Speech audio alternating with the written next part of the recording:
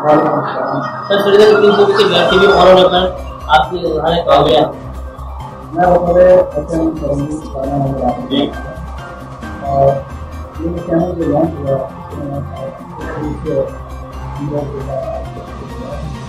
क्योंकि इससे community policing में बहुत ज़्यादा जो है इस तरह के अमल होता है, क्योंकि कम्युनिटी पॉलिसिंग हमारी आगे होगी तो उससे पुलिस और आवाम का जो है ताल्लुक होगा।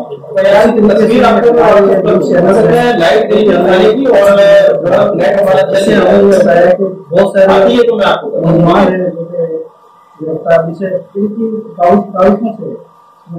हो जाते हैं, क्योंकि आज के दौर में जो हमारे पास न्यूज है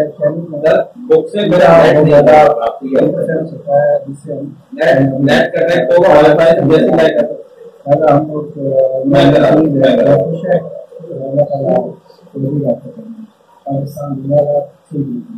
शुक्रिया sir, thank you very much. उम्मीद करते हैं जल्द आवाम और पुलिस की बीच जो कम्युनिटी है उसको बर्बाद करने इंशाल्लाह ये चैनल अहम किरदार अदा करेगा। Thank you sir very much.